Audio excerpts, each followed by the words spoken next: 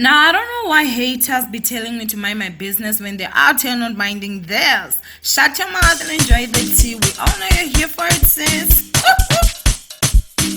Hey ninjas, how are you guys doing? It's a girl, I'm Shongani aka Miss Fia Focal, reporting back for entertainment. If it's the first time joining me, you're most definitely welcome. Please do subscribe and of course hit the bell. I absolutely love you. And thank you so much for the love that I've been receiving for my office. I don't know if I'll keep it this way or what, but I really do love like the setup and how it is. So thank you guys so much for actually seeing that Miguel is trying to improve things out here. So okay, let's go ahead and get into this story time because you all know, I already know you already saw that title. It's the part 2 from yesterday's story time. Now if you did not watch that, please go ahead and watch it. I'm sure I'll put a card somewhere here, or I'm going to put the link in the description box, because for you to actually understand fully today's story time, you need to have watched yesterday's story time, which was absolutely crazy. I didn't know you guys were interested in story times. I mean, come on guys, in the movie. Y'all know Ziabuya Govenda. I have so many supernatural story times that you guys are going to just go crazy. Honestly, you guys are going to be shocked at the fact that I'm still sane and I've seen the amount of things that I've actually seen. But obviously today I'm going to be talking about the stories that nurse was actually talking about, which were freaking scary. And I feel like for me it even got more scary because remember I was dealing with the situation at that particular time, and this woman is busy talking to us about these stories. It was like, pouring petrol on fire. It was crazy. So obviously you guys do remember that my friends and I, once the whole somebody help me started, we immediately went to the other room where the nurses were so that we can chill. Now you guys do remember I said we were a group of 5, so it was 3 girls and 2 guys, and I saw some people actually laughing to say, even the guys were running away. What? Who is brave enough to stand against a ghost? Spoko Matambo.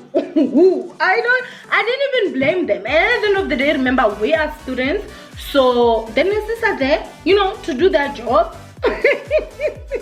Well, they're like, we need to learn from you all. How do you deal with ghosts? When we graduate, we'll then deal with them so that the students don't have to. You understand what I'm saying? So we didn't have like a male nurse that was working the ward that day. So it was only us as women. And another thing that I forgot to actually mention in the video was that when we would be in the ward, you guys, we would lock the ward. So not anyone could just walk in. So the doors were locked.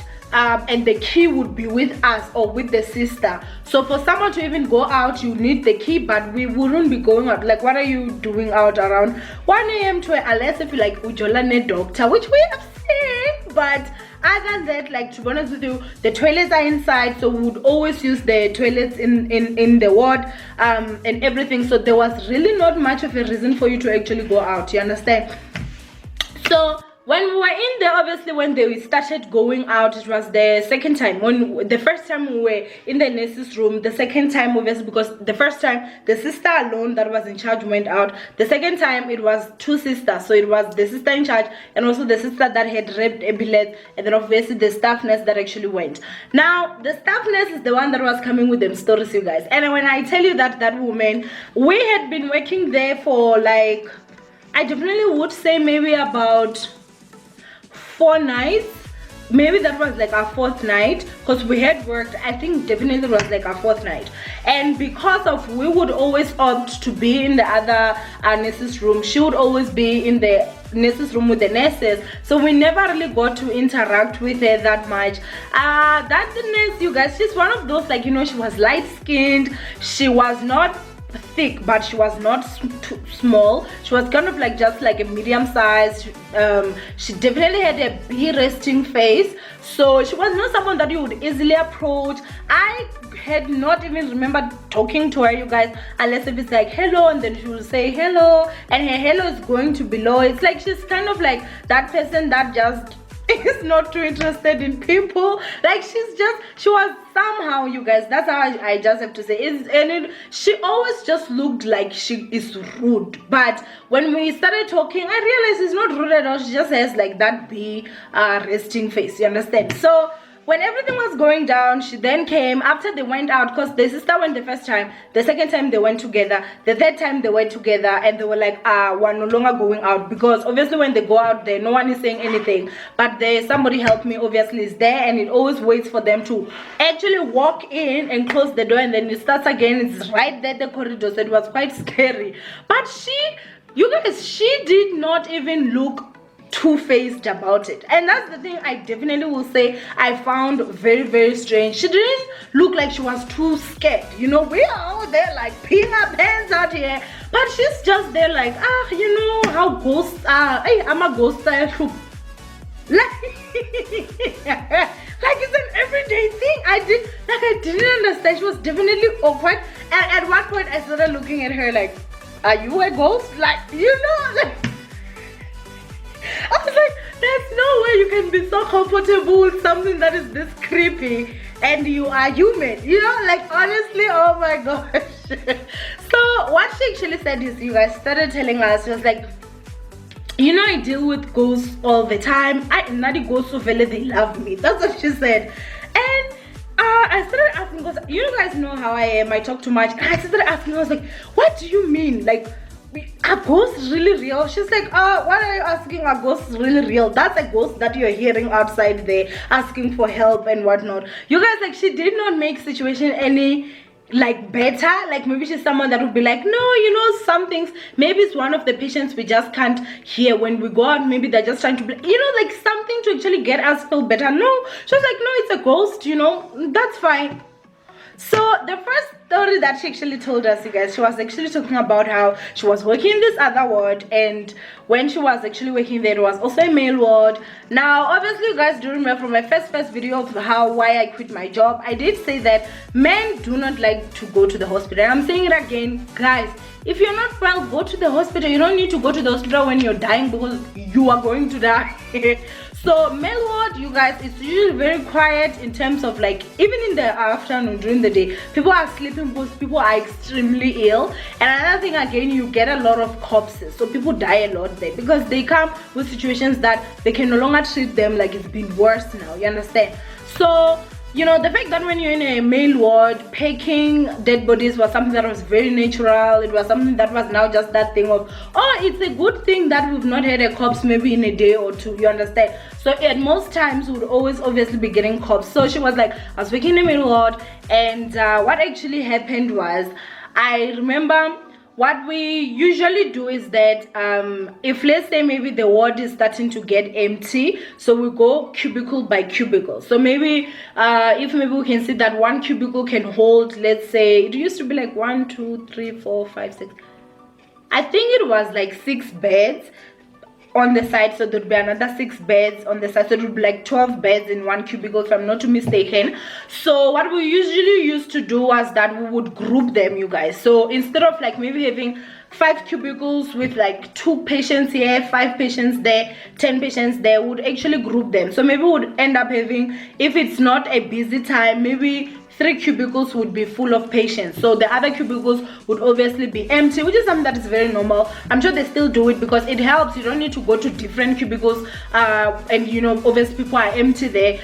You just go to those cubicles that are there. So obviously, you know, she was like, yeah, so that's what we had done. We'd pack the patients in like the cubicle so that they could be full, and then there was a cubicle that did not have anyone. So she was like, in the middle of the night, I'm coming from the toilet, and I realized that the empty cubicle, you guys, oh my god, this is scaring me, like, look at the time. I'm like, I'll scream my husband. So she's coming from the toilet, and when she's coming from the toilet, she realizes that with the cubicle that did not have anyone, there was a man sleeping there. So she's like, in my mind, I thought that, you know, maybe one of the patients decided that they wanted to go back to the bed, because you guys do know, or maybe you guys do not know, patients, whenever like a person is sick or they're in a lot of pain, sometimes your mind does not work right. So some patients, honestly, they're just, as I said, some are just rude, some just do things for whatever reason. But you know, she was like, no, because I'm telling you guys, that woman, she's not too nice. She would have that rude side, but I feel like maybe it was because the topic we're talking about, she enjoyed it so much about like like ghosts and stuff, that she was actually nice that night. But she said when she went to that bed, she like, you know, touched the patient and said, hey, wake up. And she said when the patient turned and looked at her, his eyes started growing big. Oh my god. Like, guys, his eyes started growing big. She said he sat on the bed and he was looking at her like this, and his eyes were like bulging big like that. And she said she just stood there and she was like shocked looking at her, and then after the poof, the person just disappeared. She did say that like that was really quite something that really also like, you know, kind of took her back. But she was like, you know, now growing up, I've always seen ghosts. The supernatural world is very much real. It's just some people are not sensitive enough to can see these things. And at that time, I'm looking at it, I'm like, if that happened to me, y'all would have come and actually corpsed me, because I would have died literally right there. Imagine, you guys. And then after that, you still have the balls to stay in the hospital and work a night shift and everything like that. I was like, wow. Now the other thing again that she actually spoke of, she was like, you know, most of the times whenever I drive home, because remember, sometimes like how can I say this? I don't want to like say all the nursing secrets and stuff like that, but there are sometimes when maybe like you and the sisters would actually talk, and instead of all of you waiting for the nurses that have to come in to hand over the patients, sometimes if maybe like, you know, you have something that you need to do home, they'll be like, ah, you know what, it's fine, you can go home early. So maybe around 4 or 5, it's still very, very dark, then you can go home and stuff like that. But obviously some of us, because that time I wasn't even driving, who are you walking around 4 a.m. when you meet Amaspoke? So she was like, you know, whenever I go home, or maybe she's just coming from somewhere, she was like, I see ghosts all the time. At this level, I'm able to even identify this is a human being, this is a ghost. And when I tell you guys that that woman was actually talking of it like it was normal, like that is the thing that actually scared me the most. Even like, are you even a human being? She was like, when I go home most of the times, like there was another day where when I was driving, somebody by the side of the road was asking for a lift. She was like, when I saw that, I was like, that's not a human being, that's a ghost. So obviously I passed. And when she passed, you guys, when she drove, maybe like after she drove about 4 to 5 kilometers, the same person was there again asking for lift from me. Like she left the person like maybe 4 kilometers behind, and as she's driving, the same person is still asking for a lift. How did that person move from 4 kilometers to there? Because she's in the car, she never stopped anyway. And she was like, that kept on happening until I got home. So I was like asking her, I was like, were you not phased? Were you not scared? Because I know for a fact, like if that happened, oh my gosh, you guys, like I don't even drive at night. Like I'm not, how can I even say it? Honestly, when it comes to like the whole supernatural-ish, like honestly, yes, I'm not Miss Fiafoko when it comes to that. It's like, who goes head with like ghosts and stuff? I just supernatural things really like they just freak me out. She was like, no, I was not scared. Like I'm used to it now. They can't hurt you. They don't do anything. They just want to scare you. The supernatural world and the natural world do not mix. They're just other people that are able to see both worlds, but they can't physically harm you. So I know, and I'm fine with it, and I'm like, wow. And the thing that kept on coming in my mind was like, what if, because obviously if this ghost is able to move from one spot to another, what if it moves in your car and it sits at the back and you're driving? Like, guys, am I the only one that goes through this? Okay, now anything that moves is kind of scaring me. Guys, hospitals are like haunted, honestly.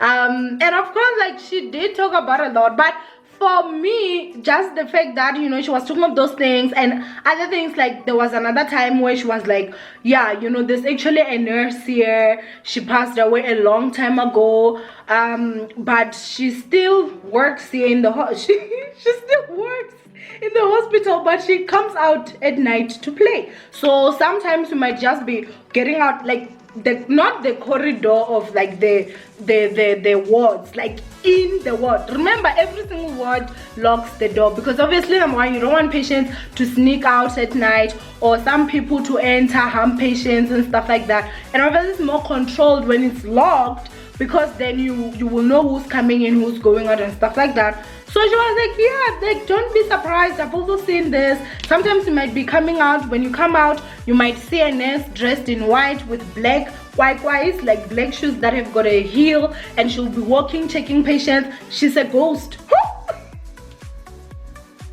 Guys, oh my gosh, I'm like, what? They're like, yeah, you know, like, honestly, the whole supernatural world thing is, you guys, they scare the crap out of me. I do not even want to lie. And there's a lot that I've seen, I've heard and stuff like that, and I'm going to go ahead and continue doing story times for you guys.